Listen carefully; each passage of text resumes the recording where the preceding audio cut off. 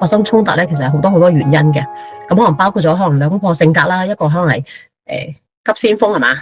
一個慢郎中咁樣係啦。咁所以可能就係即係你其實好多嘢都想好快好快解唔晒佢嘅。咁啊另一個咧就好慢好慢，覺得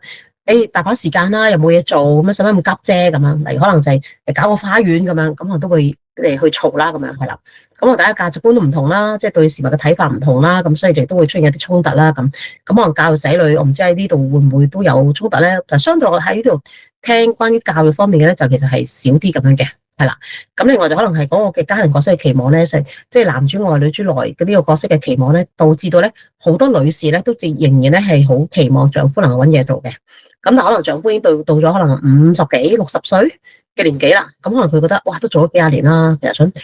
乘機退休啦，不如唔使做啦咁樣。咁但係可能對於太太嚟講就覺得哇唔得喎，我哋咁後生50零歲，即係咁快留屋企，咁樣到時老退化㗎喎。咁同埋男人養家係天地義㗎嘛，咁樣咁有呢一個咁嘅男主外女主內嘅呢一個角色嘅期望嘅時候咧，亦都會導致大家有呢一個衝突啦。咁係啦。咁另外可能就係期望落差啦。咁即係諗住嚟到可能好快揾到嘢做嘅，咁跟住又唔係咁樣，或者諗住嚟到之後咧，其實即係好快可以適應到呢一度嘅環境，又唔係，可能就會令到大家咧多咗呢個衝突咧，去逼對方咧去學英文又好，參加社區活動又好，揾嘢做又好咁樣係啦。呢個期望落差咧，亦都導致大家咧都係有啲嘅衝突啦。咁有陣時咧就因為溝通嘅緣故咧，大家係唔知大家想點啊。係啦，咁呢個唔明白你想點嘅時候咧，於是就可能按住你嘅諗法咧，即係頭先我睇到唔同嘅公仔啦、圖啦，係咪啊？你就睇到你嘅角度睇到嘅嘢啫，你睇唔到咧對方嘅角度咧睇到嘅嘢喎。於是乎咧，可能就會出現一啲誤會啦。咁嗰陣時咧，就可能就唔尊重對方嘅選擇啦，咁欠缺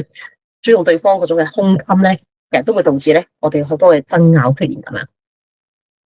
好啦，咁佢就話啦，如果點樣可以避免我哋啲衝突咧？咁我哋就鼓勵咧，夫婦都好啦，即係你做得夫妻嘛，係咪先？咁多人當中，你唔揀，你揀咗佢喎，咁要避免衝突咧，就係第一就一定係我哋有一個字叫 EAR 啊，E 啊，係啦，咁係咩咧？就係你即係既然做得夫妻，你就可以真誠地咧去表達你自己真正嘅諗法啊、感受同埋需要咧，即係讓佢知道咧。即係頭先我哋講有個即係呢一個冰山嘅理論啊嘛，係啦，喺呢個行為上面，你去 push 佢做一啲嘢嘅時候咧，其實你話俾佢聽對背後咧，其實你係希望佢能夠融入社會，你係希望佢能夠咧係可以多有機會用下英文，以至到咧係喺呢個地方咧可以有建立歸屬感啊，識下人啊，等佢精神健康得好啲啊。咁你可以將你嘅諗法、你嘅感受咧話俾你嘅即係配偶聽，以至到咧佢明白其實你逼緊佢一啲嘢，或者你叫佢做一啲嘢咧，其實唔係純粹為經濟考慮嘅，可能係為到佢整個人嘅身心靈健康去着想嘅。咁你可以真誠地話俾佢聽啦。咁接受啦，另外就 accept 啦，即係接納咧你嘅配偶咧同自己係唔同嘅，即係可能佢嘅性格啦、諗法啦，佢表達愛嘅方法啊，或者表達對你嘅關心方法唔同啦，即係佢冇就講俾你聽，唔等於佢唔愛你嘅。有陣時咧，男人就係咁噶啦，唔講俾你聽咧，其實就唔使你擔心，所以擔心就係因為佢係愛你嘅表現嚟嘅。係啦，咁我呢個就係即係男女有陣時都係唔係好同啦，去表達呢一個嘅愛嘅方法啦，咁樣係啦。咁我哋都要接納我哋嘅配偶同我哋係唔同啦，以至到咧係即係佢可能喐一喐，你知道佢做啲咩啦，但係佢未必係講得到嘅，但係你可以鼓勵下佢講啦，咁可能就由你自己開始，就係你多啲講俾佢聽你嘅需要、你嘅感受，而唔係用一個可能指責嘅方法，就你做乜唔做呢樣，唔做嗰樣咁樣。你可以話俾佢聽其實你對於而家可能屋企嘅經濟咁樣樣，你有啲嘅擔心，咁你希望佢能夠咧明白你嘅擔心，可能你嚟自可能以前可能比較基層嘅家庭啦，係嘛？咁好艱難先至可以改善到你嘅生活啦。咁你唔想咧即係臨老嘅時候咧過翻去以前咧可能比較即係基層啲或者係貧窮啲嘅生活嘅，你好怕即係生活嘅倒退嘅。咁所以你話俾佢聽，其實點解你咁大嘅壓力或者咁想去揾嘢做咧？咁咧我多啲話俾佢聽你嗰個諗法，以至到佢會明白其實你背後你唔係逼緊佢嘅，而係你希望咧佢能夠咧體諒你嗰個狀況，然之後一齊咧係為呢個家庭咧大家去付出咯，從唔同嘅角度去付出咁樣咯。咁得重要就係尊重對方啦嘅選擇啦，即係佢有佢嘅時間去做佢覺得要做嘅嘢嘅，即係例如揾嘢做又好，或者我哋女士咧學車都好啦，有啲可能就覺得唔加之後啦，唔加之後我去學咧就 OK 啦，我就冇咁驚會即係入唔到籍噶啦，咁樣以至影響咗成頭家啦咁樣。係啦，咁當我哋如果兩夫婦啦即係發生衝突嘅時候咧，我哋都要學習去揾下呢一個問題嘅症結啦。咁到底你之間出現啲衝突咧，其實係因為你哋唔識溝通，係啦，定抑或係呢一個唔想溝通，定抑或係唔能夠溝通，即係唔能夠表達咁樣，係啦。咁如果唔識表達即係你欠缺呢個表達嘅能力嘅時候咧，咁我就話啦，咁你可以學習，即係用從一個我嘅角度去出發咧，就我想點，我係點一點，就唔好用。唔好經常用你呢個字眼啦，即係話，你啊，成日都唔搵嘢做，你啊成日留屋企，咩都唔做，你啊，咩都唔喐，不負責任咁，又唔好用你，我哋話用 I sentence 啊，用我係啦，即係我好擔心我哋即係會唔會坐食山崩啊？我哋而家啲錢其實夠唔夠去到5+1之後，如果到時真係可能有機會。如果10+1嘅時候，我哋得唔得㗎？咁樣，我哋咪需要諗啲方法咧，點樣去改善我哋而家嘅經濟狀況咧？咁可能用 I sentence 我哋叫做，即係用我嚟到去講你嘅諗法、你嘅感受，咁對方會嚟得容易接受一啲咁樣嘅，係啦，就唔好用你咁樣嘅，係啦。咁如果係唔想表達咧，會唔會係因為即係冇咗呢個表達嘅動力咧？係對方唔想聽，對方即係一見你講嘢咧，就即刻走咗去啦，咁樣係啦，覺得。跟住你會鬧佢啦，跟住你會話佢啦，咁樣係啦。咁如果咁嘅時候咧，咁我哋要學習下呢個表達嘅方法要唔同咯，可能要溫柔啲，或者可能點到即止，又或者可能佢真係唔聽嘅時候，會唔會係唔係你講啦？可能就仔女可以多啲同爸爸溝通下，即係爸爸而家嘅狀況，以至可以攞多少資料，知道其實而家即係其實爸爸諗緊咩嘅咧？你嘅丈夫諗緊咩嘅咧？咁係啦。咁如果係唔能夠表達啦，即係可能欠缺機會嘅話咧，咁我哋就諗下製造機會去表達啦，咁樣可能就係老公太忙，唔得閒聽你講嘢，咁我哋就要製造機會啦，係咪啊？即係例如可能係一齊去接小朋友放學，或者係會唔會一齊去做一啲嘢？即係一齊參加你區裏邊嗰啲community hall裏邊一啲 activities，或者係會唔會你嗰邊有一啲嘅可能嗰啲antique 嘅嗰啲咩嗰啲 fair，即係嗰啲賣古董賣嗰啲或者 car boot sale 嘅咧嗰啲咁樣嘅即係擺檔啊啲會唔會一齊去行下街，跟住買下嘢，然之後一齊去飲杯嘢，咁我有機會傾偈啦咁。咁所以有陣時咧，你啲溝通咧，其實都需要揾機會咧去製造出嚟嘅，以至到咧你兩公婆咧其實係可以。有機會去溝通，有機會去互相了解更加多嘅咁樣，而唔係咧，可能就係你諗到咩想去做嘅時候咧，就叫佢做，咁可能佢覺得咧，好似一個工具人咁啦嚇，你叫乜就要做啲咩啦咁，而唔係一個咧愛嘅關係啦咁。其實男人咧好多時咧，好需要我哋女士咧對佢嘅尊重嘅，其實係即係能夠體諒佢，可能有啲嘢你想去做，但係佢未 ready 去做嘅時候咧，你要俾空間佢。係啦，讓佢咧諗清楚幾時做，點樣做，而唔係我哋不斷以我，好似我哋以前我知我哋阿媽咁啦嚇，即係我哋老豆咁樣啦，係嘛？即係以我。咁而家呢個年代咧，其實以我係唔得噶啦，佢更加收埋，更加唔去表達佢嘅需要嘅，咁係變咗係會第二點啦，就唔想表達啦，即係佢會令到佢唔想表達嘅咁。咁所以我哋咧就話，我哋幫佢咧能夠去表達到佢嗰個嘅即係諗法，以至到我哋能夠了解佢更加多啦咁。係啦，咁我嚟到呢度之後咧，其實有好多嘢我都唔識嘅。其實即係移民咧，其實係一個好嘅機會咧，俾我哋增加我哋嘅知識，係咪啊？即係因為我哋好多嘢唔識喎，真係。咁可能有啲技能啦，係嘛？我哋以前冇諗過，有啲人咧係去揸嗰啲吊臂車嘅，即係啦，即係貨倉裏邊咧揸嗰啲車啦，咁樣。新嘅技能我學到，原來諗。有啲男士話我聽話，佢冇諗過，原來我識過可以揸到呢啲車嘅喎，我冇諗過自己可以做到呢啲嘢喎，咁樣原來可能有新嘅技能可以學到出嚟喎，咁可能你都係學到新嘅態度啦，係嘛？即係英國人咧做嘢咧就係好間接嘅，即係講嘢都好間接嘅，唔會直接話俾你聽一啲嘅嘢咁樣。咁我哋都可能學習一種可能係即係講嘢唔好咁直接啊，好間接嘅一啲嘅生活嘅態度啊嗰啲咁樣。咁可能咧佢喺我哋呢一個。可能人到中年，或者可能你後生啲啦吓，即係我中年啦吓，咁可能你係年青人已經嚟到嘅時候咧，咁你可能係一個好嘅機會咧，去學習一啲新嘅知識啦，一啲新嘅技能啦，同埋一啲嘅人際關係一啲嘅態度啦，咁以至咧，其實都係一個好嘅機會咧，係俾你係更上一層樓嘅，即係呢個世界唔係好多人能夠喺一生當中咧係能夠有啲嘅移民嘅機會咧，咁既然我哋能夠有咗咁嘅機會嘅時候咧，會唔會都係可以好啲珍惜呢一個機會咧，令我哋喺呢一個新嘅環境、新嘅地方當中咧，其實我哋係有一個嘅即係進步，或者我哋係生命可以有一個更加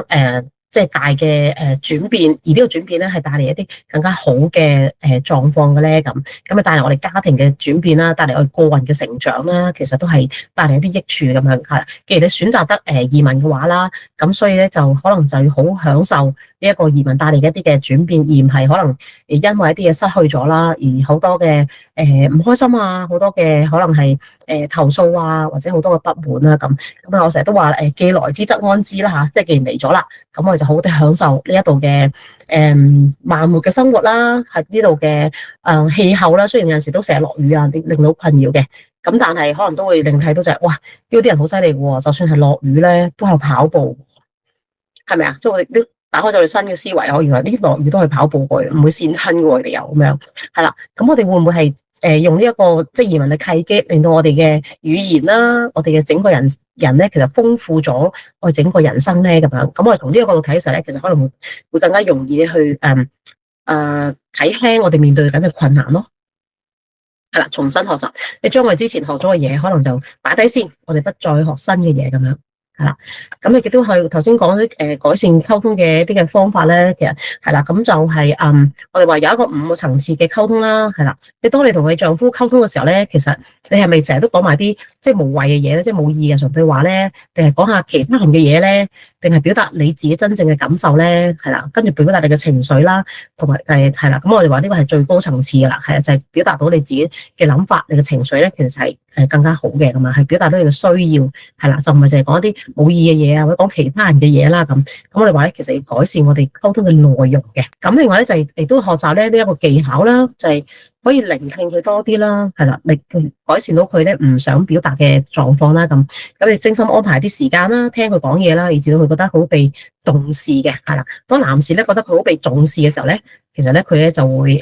鋪心鋪命去為你做好多嘢噶啦，係啦，就會聽晒你話噶啦。其實係最重要就係佢覺唔覺得你好重視佢，佢覺唔覺得咧你其實咧係好欣賞佢，同埋咧佢覺得咧你好尊重佢嘅，係啦，俾足夠空間佢嘅，俾足夠時間佢去諗嘅。咁咧，如果佢覺得你係充分去支持佢啦、關心佢啦、尊重佢嘅時候咧，其實佢對你咧係會好唔同嘅，係啦，即刻會愛你更加多噶啦。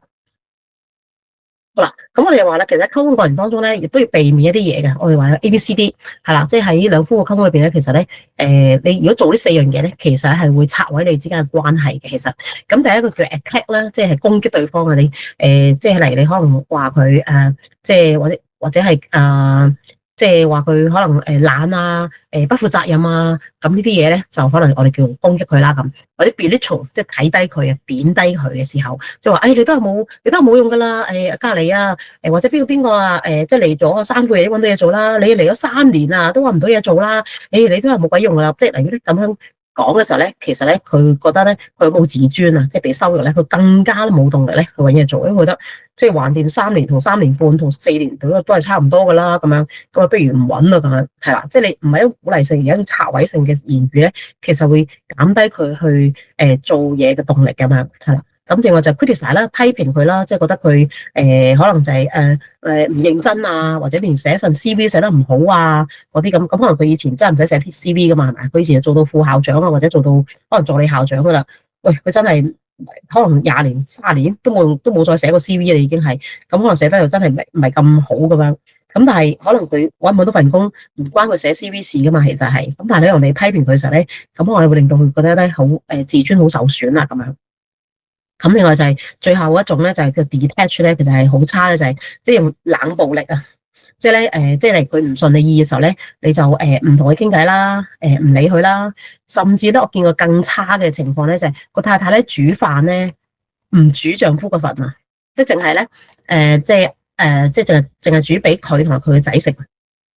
係啦，咁佢就話誒，你減肥啊嘛，你都唔中意食我煮啲嘢噶啦，你嗰度煮啲嘢唔好食噶啦，咁咪唔煮俾你食咯，咁樣係啦，咁啊我仲可能好冷漠啊，好抽離嘅關係，咁佢就話咧，其實如果你喺 friend 當中咧，你有呢4種嘅行為嘅話咧，其實咧你哋距離咧呢個離婚咧都唔係好遠噶啦，咁我哋話我哋要避免呢4個 A、B、C、D 呢4種嘅溝通模式，以至到咧你哋關係唔會係去到嗰個終結嘅狀況啦咁。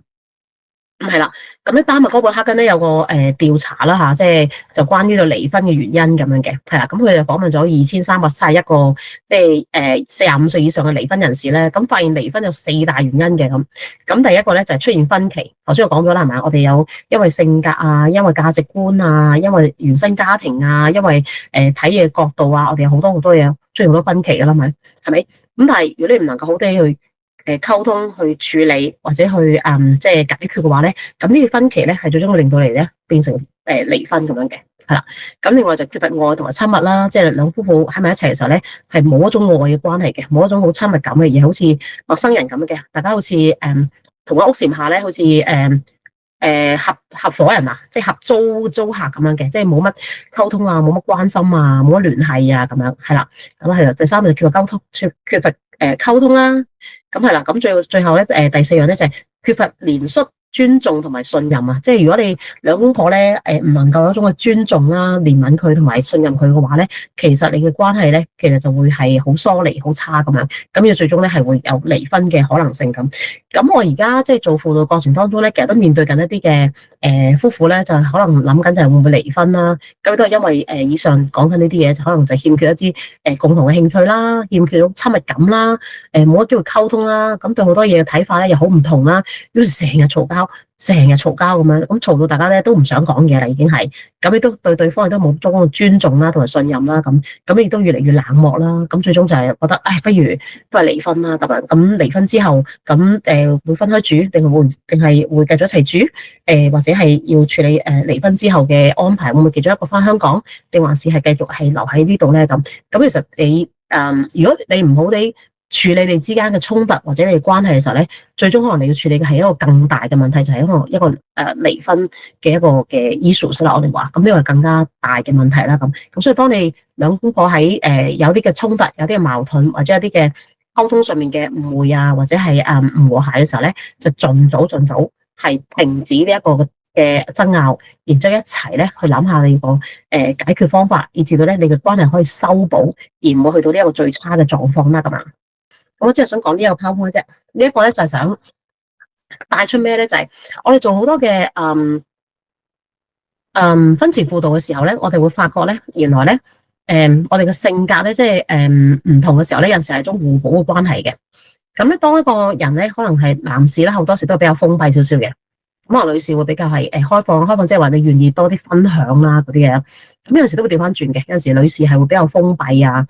唔講嘢咁樣嘅。咁而男士可能就比較樂觀啲啊，多啲願意講啦咁樣，係啦。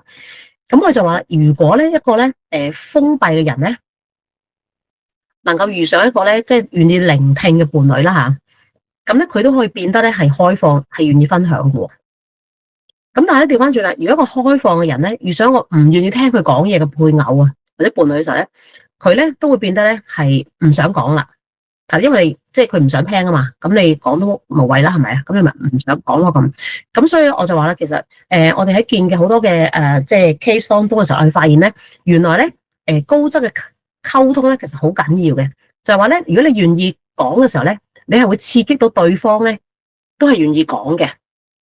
或者咧，你願意聽嘅時候咧，你都係間接地鼓勵對方咧講多啲俾你聽嘅，係啦。嗱，當你唔願意聽嘅時候咧，你即係表示得我冇乜興趣啊，揦口揦面啊，即係嘅話咧，即係你當佢講啲嘢俾你聽嘅時候咧，你係唔願意俾時間又好，唔專心又好，係過嚟打機啊，或者過嚟做其他嘢嘅時候咧，唔專心啊，即係嘅時候，咁可能佢都會變得咧唔想講俾你聽，因為佢覺得咧你對佢啲冇興趣，咁佢都唔想講啦咁所以咧，當你係願意去分享嘅時候咧，咁你都要有一個願意聆聽嘅對象啦，你先至會去願意去講啦咁所以我就話，其實喺夫婦關係當中咧，當你丈夫願意講嘢俾你聽嘅時候咧，請你騰出啲時間聽佢講。當你願意聽佢講嘅時候咧，佢就願意講多啲俾你聽啦，就唔使鼓勵噶，到時係啦，即係佢自然就會講多啲俾你聽啦。咁另外咧，亦都係咧，就係或者佢係一個比較沉默啲，唔係好識講嘢，唔係好識分享嘅人咧。好啦，咁你可以你做一個主動啦，你講多啲俾佢聽。你嘅生活狀況，你同佢分享多啲嘅時候咧，其實你又會間接地咧鼓勵咗佢咧，又願意去講多啲俾你聽喎咁所以呢啲係會促進咗大家嗰個嘅關係啦，將大家之間嘅溝通咧係變越嚟越高質咁樣嘅。咁所以咧就當你可能都比較靜啦，唔中意分享、唔中意講嘅時候咧，咁都要學習下，其實可以講多少少嘅咁樣。係咁我就話咧，其實衝突有陣時係好咧，有陣時都係壞噶啦。咁即係爭在咧識唔識得點樣去處理呢一個嘅衝突，因為喺衝突過程當中咧，你會好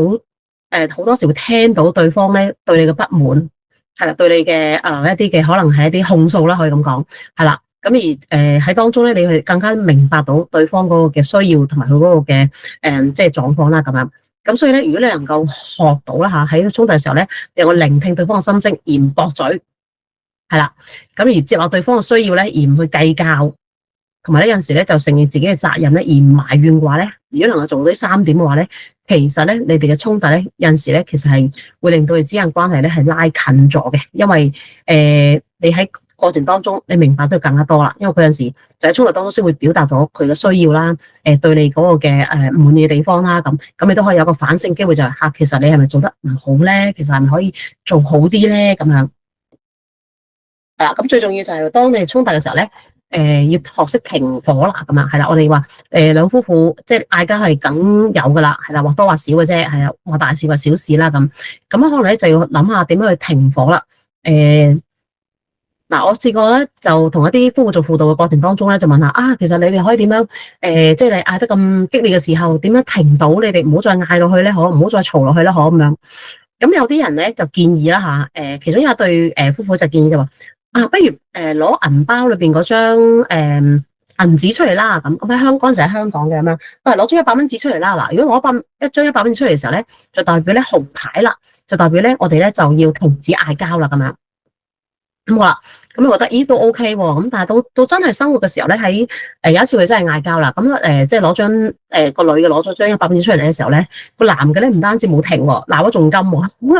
嘈得仲犀利喎？點解咧？因為個男嘅咧就諗起佢咧童年嘅時候咧係即係踢波嘅時候咧，俾嗰個教練咧紅牌出場呢個經驗啊。咁所以原來咧攞呢個紅色嘅紙幣出嚟嘅時候咧，對佢嚟講係好似趕佢出場啊，即係好似唔準佢講嘢啊，即係佢錯啊嘛，所以更加激動啦咁。咁所以咧我話呢個停火信號唔得噶，即係攞100蚊紙出嚟唔得噶嘛。咁我哋後來就問佢咁你呢個紅牌信號即係攞100蚊出嚟呢個方法唔 work 喎，你哋咁樣搞唔掂喎，咩有咩方法啊咁？咁後來咧，佢哋就話拍拍自己心口啦，係咪拍拍自己心口。當佢拍拍自己心口嘅時候，就話我心受傷啦，係啦，我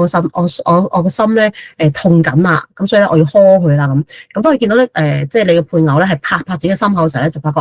原來可能我哋嘅即係吵鬧咧，或者我哋就衝突啊嗌交咧太激烈啦，係需要停一停啦咁。咁所以咧兩夫婦去諗一諗咧，就係當你和平共處嘅時候咧，去諗一諗其實當你嗌交嘅時候咧，其實點樣能夠有一個 signal 係停唔到咧，大家唔好再拗落去咧，咁樣。咁當然如果你喺屋企嘅時候，可能你就會行開去啦，係咪？咁但係行開嘅時候咧，其實就唔好即刻就咁行開喎。你要同對方講，我需要冷靜下。我入廁所洗個面先，或者話我去睡房唞唞先咁樣，或者你總之話我聽你要有個交代話俾聽你去邊度。咁因為如果你唔交代嘅話咧，對方會以為咧你係發脾氣啦。跟住咧，即係好似係唔易再同佢溝通啦咁可能佢會激發佢嘅情緒咧，更加激動嘅，會更加嬲嘅咁樣，咁係唔係一個好嘅方法？所以當你哋要停火啦，即係當你要離開個現場嘅時候咧，咁你記得話俾對方聽我需要冷靜下，咁我而家去廁所、去花園、去邊度，咁我話俾佢聽咁樣，咁知道你係離開現場啦，咁可能就可以即係你呢一個衝突咧就可以熄火啦咁樣。咁當你熄火之後咧，咁當你大家都冷靜咗之後咧，其實就可以咧，睇下幾時咧係可以重新傾翻件事啊，講翻件事啦咁。咁咧，但係記住啦，各位即係女士啦吓，即係可能好多時咧就我哋好想咧當晚咧就解決件事嘅，當我哋即係要佢咧同佢，即係要佢解答你好多問題啊，或者要即係處理一件事咧，先可以瞓覺咁樣嘅。但係我見咧，我覺得好多時我哋做輔導過程當中，我哋發覺好多嘅男士咧，其實係想逃避嘅，唔想傾住，唔想處理住，唔想再嘈啦，可以咁講。佢想休息，佢想唞下。咁所以咧，我就會同即係各位即係女士講咧，就話其實如果咁嘅時候咧，其實我頭先講話要俾空間對方啊嘛，尊重佢嗰個空間，尊重佢嗰個時間啊嘛。咁嘅話咧，其實你就可能 hold 一 hold 先，忍一忍，第日先解決啦。第日先再傾啦，就唔好咧逼住佢咧，一定要喺嗰一晚臨瞓前咧要解決晒所有嘢，答晒所有嘢之後咧先可以瞓覺。係啦，如果唔係咧，就好似一種嘅懲罰佢，唔俾佢瞓啊，要餓佢啊之類咁樣。咁其實咧會令到件事咧係更加差、更加惡化，而唔會係幫到件事咁樣嘅。係啦，咁可能呢個都係一個即係大家要留意嘅地方啦。係啦，要釋出你嘅善意咯。係啦，即係 show kindness to resolve 啦。係啦，即係如果你係逼住佢、逼住佢、逼住佢、搶住佢嘅時候咧，其實呢個就唔係釋出善意咯，係釋出惡意咯，係逼緊佢。咁而佢可能當刻係未能夠俾到好嘅答案你，或者好嘅解決方法你，咁你融入佢一啲空間思考下、沉澱下咧，其實對大家都係好嘅咁樣。